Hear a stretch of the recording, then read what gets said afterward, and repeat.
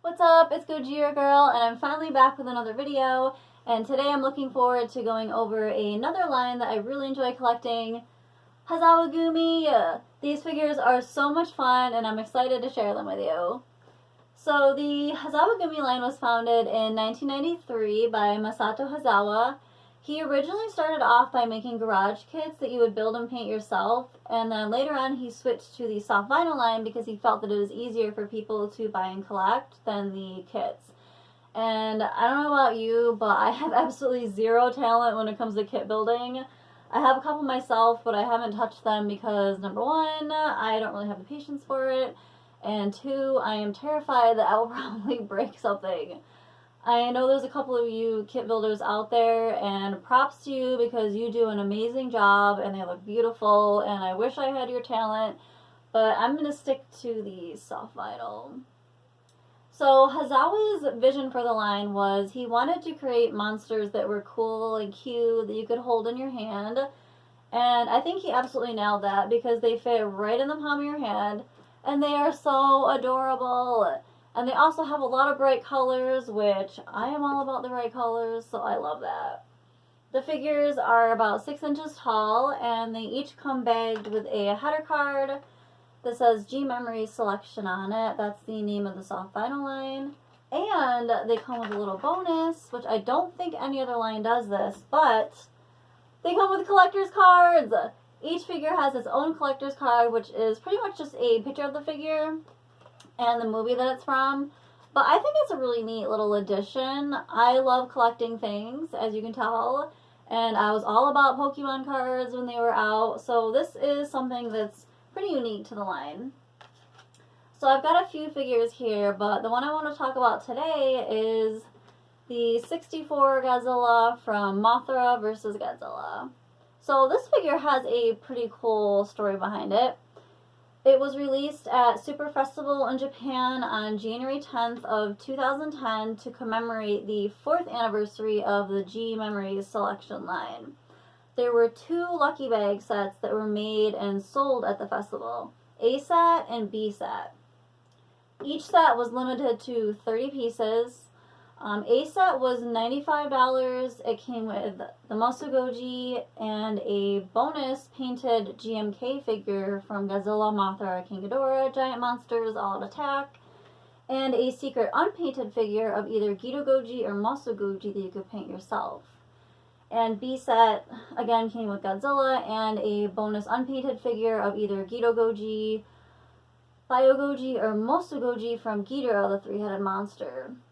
And each set came with a special GMS card, which I don't have, but it was a card like this that had a picture of the 10 figures that were currently released. And there was another small difference between both of the sets that were made. So A set, the Godzilla, has a blue luminescent sheen spray on his dorsals and chest here. And B set has a silver spray. So the difference is Hazawa wanted to show the difference in the electrical currents that Godzilla received in his 2 attacks with the army. So A set, which is the one I have here, has the metallic blue sheen on it. This was from Operation A, the first attack with the army against Godzilla, where they had the tanks and the jet fighters attacking him, and they had built some electrical towers with artificial lightning. So when Godzilla got up to the tower, they zapped him with electricity, and the way that it hit him, the current made a light blue luminescent throughout his body. And so then, he attacked the tower and smashed it down, went stomping off to go find Mothra's egg. And Operation B, Godzilla he had charged nets that were dropped on him from helicopters. And then he was again attacked with the electrical towers with the artificial lightning with 30 million volts of electricity. That's a lot. And he was rolling around on the ground in pain.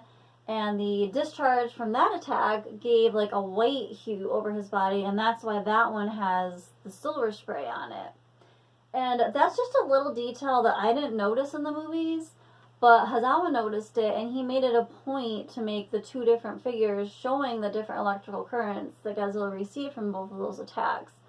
So that's just a really neat little small detail that really goes to show how much thought and effort he put into these figures. Another small difference between them is the A set has blue tinsel inside, which gives the green vinyl kind of a darker color.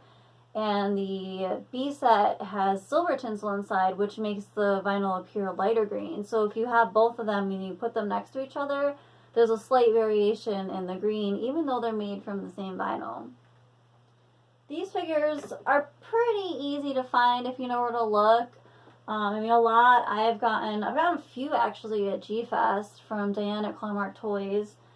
Also Yahoo Japan auctions, there's usually some on their eBay. People are sometimes selling them in the different collectors groups online. And Hazawa actually he still puts these figures out with different color variants at Super Festival and Wonder Festival. So, I mean, if you're in any of the collectors groups online, Mike Johnson, he's the man, I'm a Mike Johnson girl. He always, will have a post about it if you'd like to order a set through him. He's always helping a bunch of us out. But there's a lot of figures. I mean, these are some of my favorites. I've got the 54 Godzilla. This one I got from my friend Jordan. I bought that from him. And then I have the 91 Gido Goji from Godzilla vs. King Ghidorah. This one I actually got at G-Fest last year from Diane at Clawmark.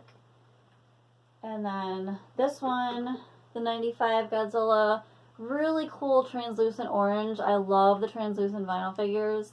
This one I also got from Diane at Clawmark Toys, so she's always a good spot to go check if you go to G-Fest. But again, like I said, online you can usually find them on Yahoo Japan auctions. Mandarake is another good spot to keep an eye out for them. I think they're fun. I mean, they're small, as you can see, so they're pretty easy to collect, and you can cram a lot of them into a small space on your shelf. And they're colorful. I like the colorful figures, and I like to learn about the different lines that I collect. Hazawa actually has a blog online where he goes into detail about all of the figures that he makes. Every single one. He's got pages and pages of like how he made it, the color, the thought process behind it. So I will link his website below so you can go check that out. And thank you again, you guys, for all your support and your subscriptions. It's really given me a lot of confidence. I was really nervous starting this at first, but it's been a lot of fun, and can't wait to do some more. And love you guys.